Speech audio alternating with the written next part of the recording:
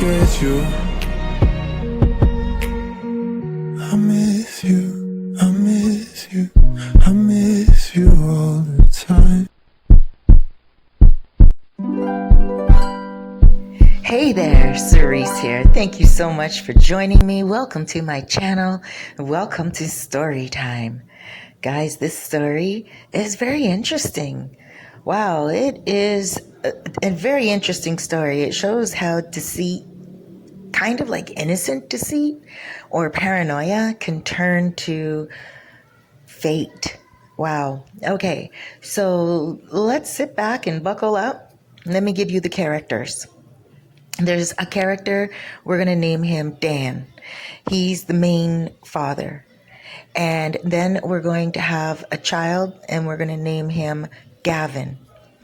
Then there is a mother and a maid. We're going to name the maid Fran.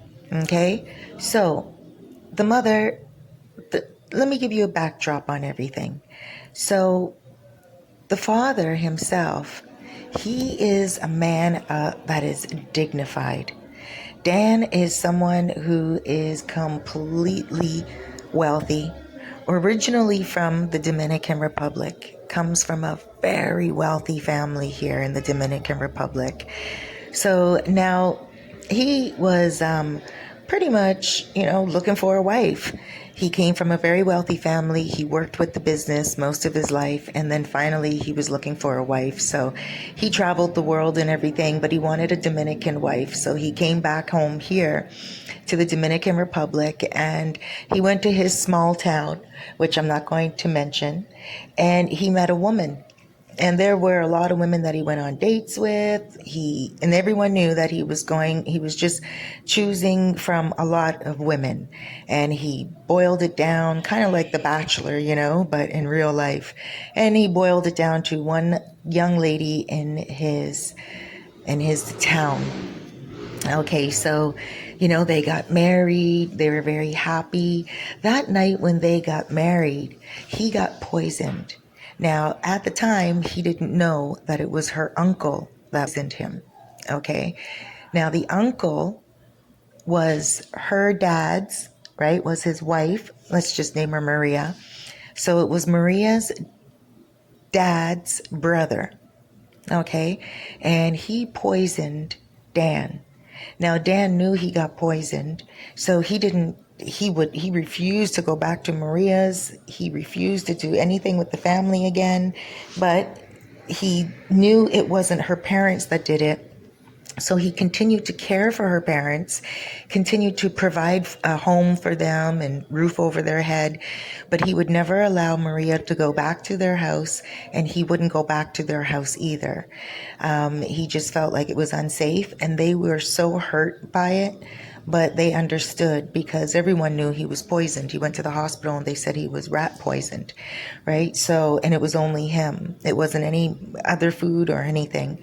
So someone specifically targeted him. And again, he didn't know who it was. It was at their wedding, but he knew it was somebody in her family. Okay, so now let's fast forward. The two of them are in a loving marriage. They are living in the Dominican Republic in a remote area, very close to their town, but on a lot of land, acres and acres of beautifully acred land, a beautifully lawned grass, and they had a golf course there. They had a tennis court. They also had stables. They also had a restaurant, a private restaurant. When they had friends fly over from around the world, they would entertain in that restaurant, and the restaurant was big enough to fit 50 people to 100 if they had to. Just a beautiful, beautiful place. And so they decided they wanted to have a baby. Now, because he's so wealthy, he's very careful, and some may call it paranoid. He didn't want anybody knowing that his wife was pregnant because he just didn't want anybody targeting him, trying to take his child, trying to take his happiness. So what he did was a multitude of things. Okay, first of all, his wife was pregnant, and he decided that she was just going to stay in the estate on the grounds. There's no reason for her to leave the grounds at all. Everything they needed was right there. And he wanted her just to stay at home and hide the pregnancy because, again, he didn't want anyone kidnapping his child or hurting his child. And he hired a maid. And this maid was more supposed to be like someone who gets to know his wife so his wife can, have help. But at the same time, his plan was to have the maid fake a pregnancy so people will think that the baby, that Gavin, okay, Gavin is the baby for Dan and Maria. Dan's plan was everyone would think that the maid was pregnant when she was going to town to do the shopping, and everyone would just think she was pregnant, and that when the baby is born, Gavin is hers. And then that way, if nobody knows that Maria is pregnant and she hides the pregnancy, no one will suspect that Gavin belongs to Dan and Maria. You following me? Okay, so this was his elaborate plan. And it was working. It was working 100% until and by the way, the maid, Fran, she signed a lifelong contract with the family. They could never fire her, and so they chose her very specifically. She was young. She had to agree that if she was to have another child, she would have to let them know. She signed a big contract with them, and to never tell anyone that it wasn't her child. She had to pretend that Gavin was hers. Oh yeah, like they were very elaborate with her, and they said, you know what, like it's a lifelong contract for you. You seem like a very good woman. You seem like someone we can have in our home, and you're awesome. So, we trust you. Just sign these contracts. And Fran, it was a good woman. She did not turn at all on them. This is what happened though. Now, she would go to fast. Oh, wait. Okay. So now this is what happened during the pregnancy. This is when she needed more help around the house. The wife did. Maria wanted family because she was getting closer to having the baby, and she knew she was going to be flying out on their private jet to America to have the baby. So she just wanted to have her aunt and her uncle over at her place. Her mom and her dad could not go by because Dan was very mad at the parents. But for the life of him, he didn't think that the aunt and the uncle would try to do anything. He really loved the uncle a lot. And so he allowed the uncle and the aunt into the home to help out as well. Well, his wife went into premature labor. She went into premature labor 2 months early. Okay. And no one could figure it out. When they got to the hospital, they found out she was poisoned. So clearly, it was either Fran, the maid, or the uncle or the aunt. Well, Dan realized it was either the uncle or the aunt because he knew Fran would never do that. What would she gain from poisoning his wife? And plus, it happened now a second time. So now he knew who it was. They went missing after he got back home. I don't know what they were thinking. If it was them that poisoned Maria, then what were they thinking? Like, someone else said to me, maybe it was Maria that poisoned Dan because they got married that night and then she would have gotten everything if he died. And maybe she poisoned herself, not realizing that she would have killed herself. But I can't see that. I just can't see Maria doing that, everything, surrounding it. But in any case, let's move on with the story. So Dan, he's in the hospital. Everyone knows now that Maria had the baby and that they were keeping it a secret. And they also, Maria died in the hospital. Maria died. And that was it. He took the baby home. Nobody ever saw the baby again at all. Everyone thought, okay, the maid had her baby. They didn't realize that the maid was really faking her pregnancy the whole time. Now, they assumed that the maid had the baby on the estate, the same way Maria was going to have her baby. But they assumed that, okay, well, the maid, Fran, must have, had a pretty good delivery. And that was it. Nobody questioned anything. And everyone saw Fran go into town with her son, but it wasn't really her son. It was Maria and Dan's son, Gavin. So Gavin was raised very Dominican, very down to earth, and he was never allowed to use his real name. Gavin was not the name that he was raised with, and everyone just called him whatever, like the maid, whatever name the maid gave him. And like they named him like Chiquito, a little cute name and little nickname. And he knew when he was 11 that that was not his real mother. You see, Dan would go back and forth, and this young man was schooled on the compound. It's like a big, beautiful acres and acres of beautiful land and rolling hills. And, he stayed on the compound all the time. And he had his friends, it would be friends from, he was privately schooled, but there would be friends from around the neighborhood. And Fran would bring the friends together. And everyone just thought it was Fran's son. Okay? Nobody questioned where Maria's son was. They all assumed that Dan took Gavin back to America. But he didn't. He kept him here in the Dominican Republic and just raised him as if, for the first 11 years, as if it was the maid's son. He was always careful not to show any extra special attention to him. They would have dinner together whenever he was in the Dominican Republic, because he's a very wealthy man, but he's not retired.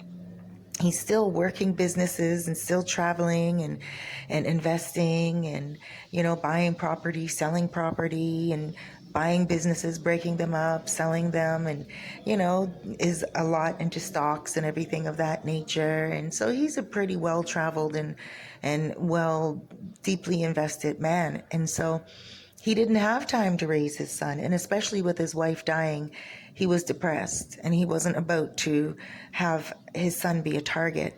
So anyway, the uncle and the aunt went missing. Everybody knows that it has something to do with Dan's command. Nobody knows exactly what happened. Nobody knows exactly what Dan had done to them. They just disappeared, the uncle and the aunt. And the grandparents never seen Gavin either, ever, until one day people started to talk about Gavin and why he hasn't been surfaced. Where is he? What is he doing with his life? And little local newspaper wrote about it, because now Gavin was 16. So for the first 11 years of his life, he thought that maid was his mom. Once he turned 11, his dad told him the truth, showed pictures to him of his real mother and everything. So now he realizes that, who he thought is his mom is really just a maid, and he thought who was his dad's boss is really his dad, and that whole entire compound belongs to him. He didn't change. He still stayed humble like he would be if he was the maid's son. It was a lot for a little kid to take in. You could only imagine, 11 years old. So by the time he was 16, 5 years in, he was now grown, becoming a young man. And, he was hanging around his same friends and everything of that nature. Nobody knew his family secret, only the maid, the dad, and him. And that is it. So now he wants to start driving. He wants to start going out into the streets. He's lived a pretty normal lifestyle and everything like that. And he wants to start using his name, Gavin. He wants to start telling everyone who he is. So he sat down with his dad and he had a very serious talk. And he said, listen, I want to go out of the compound. I'm 16. I want to figure out what's going out there. I want a car. Like a lot of my friends have cars now. And funny enough, interesting enough, the friends that he had that lived in the area, they were not children of like maids' children. They were wealthy children, right? Kids that lived around the area in those houses and stuff. And so they all had their own cars as well, and he wanted one. So his dad could see that yes, it was important for him to get out and about and everything. But he asked Gavin, he said, please don't use your real name. Just don't. Like, they were the wealthiest ones on the block and still are. And he said, please do not use your real name. Let me, figure something out. And so he said to his dad, he's like, Dad, everyone's asking, where is Gavin? Like, why can't I just come out? Why can't we just let them know who I am and what the big deal is? What's the big secret? And he said, no, I really am worried that they will kidnap you. I'm really worried. And he said, Dad, you're just paranoid. Why are you so paranoid? And he said, listen, people around the world all need money, want money. And Gavin's like, oh my gosh. And so Gavin was angry that money, took away his identity. He felt like money was more important to him, to his dad, than what he was to his dad. So he just couldn't understand the whole dynamics around the danger. And so his dad didn't know how to explain it to him either. And he agreed with his dad that, okay, they will get a decoy. So his dad hired a young man, and they went all the way to Europe to get this young man. This young man was 20 years old, an actor, and an unknown actor, and Dan saw him online. Okay, Dan sent him a letter, a little email telling him, listen, I have a perfect acting job for you. Can you come to the Dominican Republic and we can sit down and we can talk about the plans? Now, again, there are parts of the Dominican Republic that would blow your mind, and people that are very, very wealthy here. There are people that come here and they hold it on the down low, like Kim and Kanye West, Kim Kardashian and Kanye West. They come here a lot. And so, well, I shouldn't say a lot. Let me back up. They've been here, I think, 3 times in the last year. Ever since quarantine, I think they've been here 3 times. One time before, one time during, and one time after the borders opened again. But yes, there are a lot of people that come here, and there are parts of this island that are so wealthy, it would blow your mind, like I said. So the father had every right to be careful. And so, he brought the young man and he sat the young man down and he said, listen, all I need you to do is play like you are my son. Now, Gavin, the true Gavin, didn't look anything like Dan at all. Not at all. He looked just like his mother, Maria. Now, this kid that they brought in from Europe looked very much like Dan when Dan was younger. But he has darker hair. Okay? So the guy comes in, he's 20 years old, and, he's ready for his acting job. Now, the acting job doesn't have to happen for a very long time, just for a little while, just so he can come in, if under a year, and pretend he's Gavin. So that's what he did. He drove around in the streets, and he went to a few call models, and, he introduced himself as Gavin, and people started to believe it. And people started to be like, oh, okay, Gavin is here. Yes. Look, he was in school. He was in America for a very long time. Now he's back here. And they welcomed him. And they said, you look just like your dad. Wow. Because they knew Dan when Dan was younger as well. And so everyone fell for it. Well, it wasn't before long at all. 6 months before he was pulled up, jacked up. He was going from Santo Domingo to Santiago, and the father encouraged him to drive around town a lot, get people talking and stuff like that. So he was in a Hummer, and he was driving from Santo Domingo to Santiago, and he had a little girlfriend that he thought, he could go and visit every now and again. When he went to he was on his way to meet the girl, he got jacked up, got pulled aside, and it was a group of men, 4 men, and they pulled him over. One guy was on a motorbike, and he kind of slowed him down and went in front of him. And, he didn't want to hit the motorbike. So when he slammed on his brakes, a bike came up on one side and a bike went up on another. And before he could lock his doors, they opened up the door and they kidnapped him. So he's not a kid, he's a man, but they, took him. So then they sent a ransom note to Dan. And what did Dan do? Nothing at all.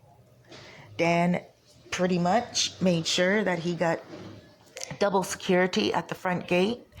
He told security, don't let in that actor guy. Just in case he tried to do anything, and he also said to the security, don't let anyone in, don't let anyone out. Anyone that was working on the compound, they didn't need to leave anyway. Anything that could go in would have to be scheduled supplies, and it would be checked out with armed guards. And so he was very, very careful, and he did not go get that young guy at all. Now, the young guy told the people that he, yes, indeed, was not Gavin. Okay, just like Dan thought he would. He ratted Dan out and he said, listen, he's not Gavin. He said he knows what Gavin looks like, though, because he did see Gavin on the compound. He was never introduced to Gavin. He never knew the real situation. He only knew that he had to pretend that he was the son of Dan. But at the same time, he saw photos of Gavin, and that's how he put 2 and 2 together. There were photos like kind of upstairs where he wasn't supposed to be a few times. He went upstairs to use the washroom. He went and he snooped around pretty much in places that he wasn't supposed to be in. And he saw photos of Gavin, and he saw like old photos of a woman who he felt was like Gavin's mom, which it was, Maria. And so it was very interesting how he put 2 and 2 together, and then how he also said, listen, like, he knows where the real Gavin is. They would have to go to the compound, and that he can get into the compound. Now, when he got to the front of the compound, they didn't recognize him because it was new security. Dan had beefed up on the security, and he showed them a photo, and he put strange guards at the front because he was afraid that the old guards would maybe, they may like that fake Gavin, and they may go against Dan as well. So Dan made sure that, there were no friendships or anything that were going to happen between, like no bromance between the actor and also the old security guards. So that's why he beefed up on security, got new security, gave them a picture and said, do not let that guy into the compound, right? So fast forward, they had to do something else. How else were they going to get into the compound? Well, he decided that he would wait to see Gavin in the streets. Now, Gavin is now driving. Gavin is driving in the streets. And so he waited till Gavin left the compound. And then they went up and rolled up beside Gavin.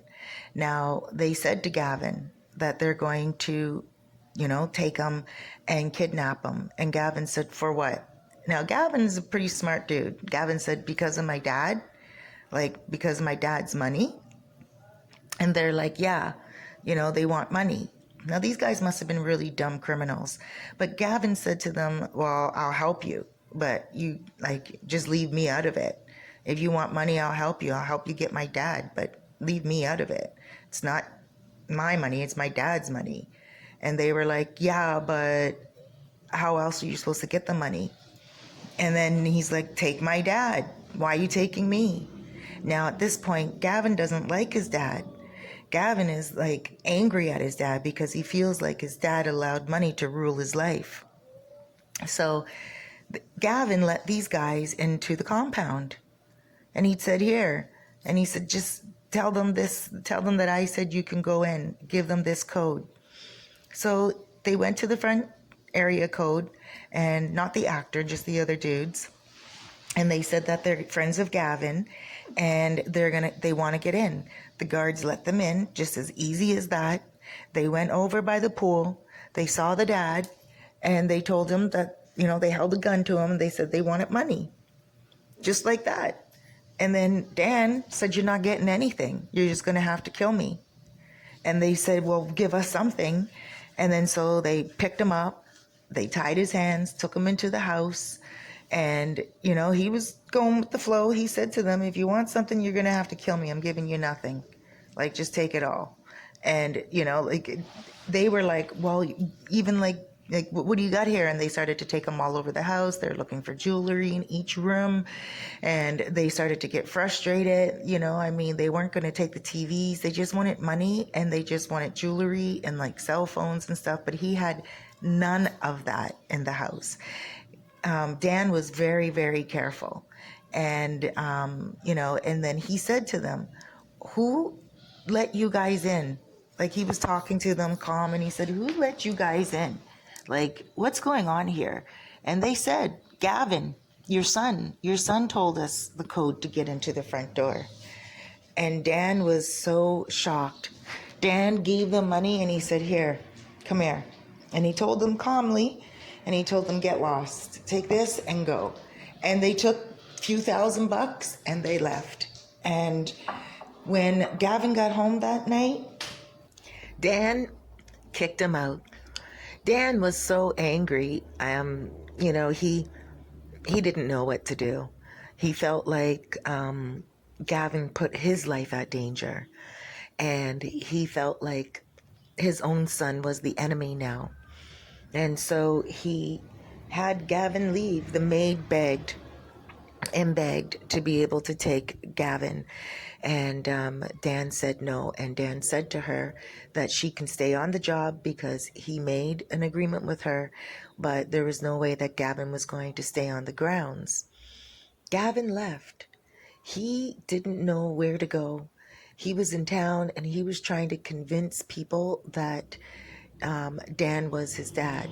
And of course, nobody believed him. Everybody thought he was losing it.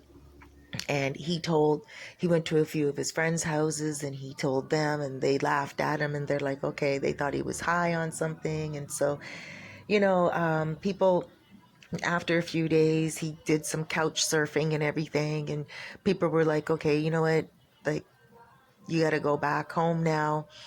And he went back home to talk to his dad. And he thought his dad was going to, he thought Dan was going to be forgiving. So, his dad let him in, and his dad only let him in to tell him that he wasn't going to be forgiving him. Dan explained to Gavin that it's very difficult to trust someone when they want you to be killed. And he said to Gavin that he could get Gavin in trouble and the boys in trouble, but he realized who the boys were now. And he told Gavin that the boys was his family. He said the guys that did everything, because that's how it is here. You just find out information. And Dan told Gavin who it was. And Gavin was very shocked because, remember, when they pulled Gavin out over on the road, he didn't know that was his family. He didn't know it was his great uncle's sons. And so now, if you fast forward even more, Gavin he was beside himself. Everything that was coming at him was way too much, way too quickly. And he didn't know what to do. And he was angry, and he ended up attacking his father. When he attacked his father fell back. Both men fell back, and his father hit his head, cracked his head open off the end of the desk, and died immediately. Gavin wasn't expecting to do that, but Gavin ended up going to jail anyway for manslaughter, and he was in jail for 10 years. Now, because it wasn't, first degree or anything of that nature, he was still awarded all of the fortune. And, now that he is out of jail and he lives with the maid. He lives on the compound. He is very sad, very depressed, and, he feels like money destroyed his mom's life, his dad's life, and his life. And, so now he does a lot of charity, and he does a lot like around the world, and he does charity for agriculture, and he loves building farms and stuff of this nature. He's a very private guy, and he doesn't ever think he's going to have a family. He's very lonely, and he doesn't want to have any connections with anyone. He said that he feels that when he dies, the money he's just going to donate around to different causes that are important to him. He doesn't want any children to pass the money off onto, because he doesn't want anyone to live miserable. He says that he does live a very paranoid life, because he knows now that, and he travels a lot. He travels all over the world. And he says he lives a very lonely life, but he's always very careful, and he dresses very cheaply. He shops only at La Puga. People know now in his small town in the Dominican Republic that he is the son of Dan, because when he obviously took Dan's life by accident, it all came out. So that was a huge scandal, and it made him feel very, very like public eye, and he didn't like it any longer. So he travels all around South America. He spends a lot of time in Colombia, and he spends a lot of time in the capital, Santo Domingo. And, he pretty much tries to live his life under the radar, but he definitely still has a lot of money, and he tries his hardest to share it as much and not have it represent evil to him. But he wants to make something better of the world with what he was left. So very interesting, I think how some people in life feel that money can fix everything. For him, money can never fix his life, and he knows that he can only use it to help fix other people. And so that's how he uses it now. He says he doesn't like to sit on an idea. He doesn't like to sit on an investment, and he doesn't like to, let opportunities go. But that's exactly how it has been. He said he's just been so sad, so depressed. Like people offer him different opportunities and everything, but he says he just really can't get involved. He's still very sad, and he just takes himself away from the world, and he goes and he plants, and he tries to find very rare vegetables and fruits and stuff of that nature, like seeds and all that stuff around the world. And, he leads a very peaceful, humble lifestyle. And I guess we can just send prayers out to him. Gavin does use his real name now, and he feels honored that that's his name. He says that his dad named him that, and he uses the name proudly. Well, guys, thank you so much for joining me. I'm Cerise, and this is Cerise's Story Time, guys. Thank you so much for subscribing. And if you haven't already, hit that thumbs up button so I know what content you like when I upload. Alrighty, everyone, have a great day. Big blessings to you. Loads of love and huge, huge hugs.